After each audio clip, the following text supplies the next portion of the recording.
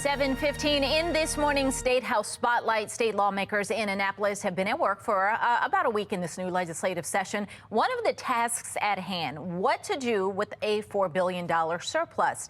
State Senator Corey McCray and State Delegate Kathy Szeliga join us for today's Statehouse Spotlight. Good morning to the both of you. Good morning. Good morning. So a lot of unexpected money came into the state in part from the COVID relief funds. Good problem to have. But now that you have this huge surplus, let me ask each of you, what would be one priority for how you would spend that? Delegate Szeliga, let's start with you. Thanks so much, Patrice. So I'd have to pick two, actually. Sorry to do that. But one would be to return some of that to taxpayers. That should be a priority. If there's a budget surplus, every dollar that the government has is a tax dollar or the federal government printed it. And then the second thing would be to reinvigorate the unemployment fund, which was decimated over COVID.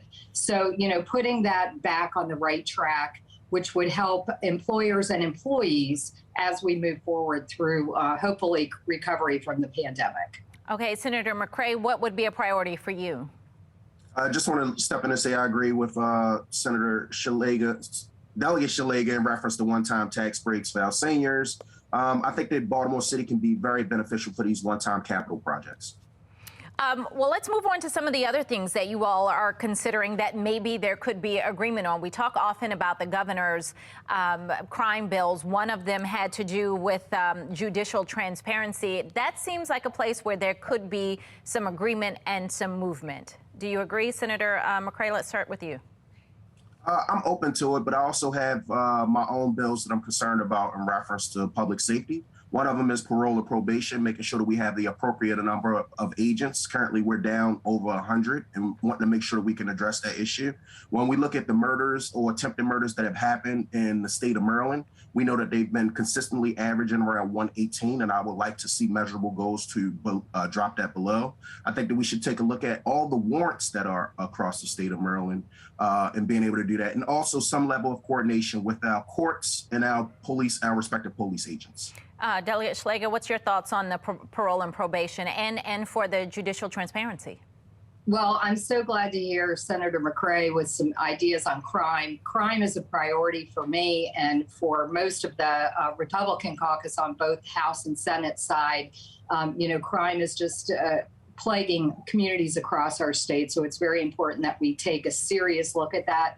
And Governor Hogan has some really great ideas. I think the judicial transparency is very good because we need to see when the police arrest and then attorneys prosecute, what do judges do? Are they letting criminals back out on the street? A lot of this crime is being perpetrated by repeat violent offenders. So being able to keep them in prison and out of our communities is really important. And I hope that we can all focus on that during this legislative session.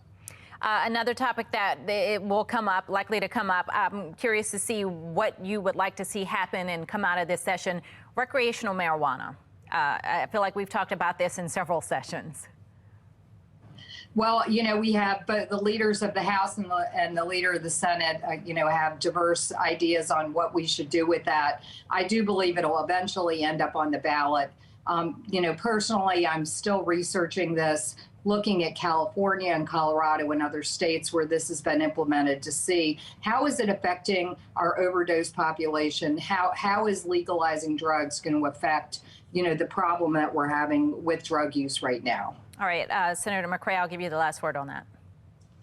Absolutely agree. I think that there are two proposals that will be put forward, a ballot initiative in the House. There'll be a policy idea in the Maryland State Senate. I think at a minimum, as Delegate Szeliga stated, the voters will be voting on this November 2022. I think that these are some tough ideas from a policy standpoint, Patrice. When we think about how is the revenue going to be made, who's going to benefit from the revenue, and also those folks that have been adversely affected over the years, how will they benefit from this piece of policy? All right. I thank you both for your time. Thank you.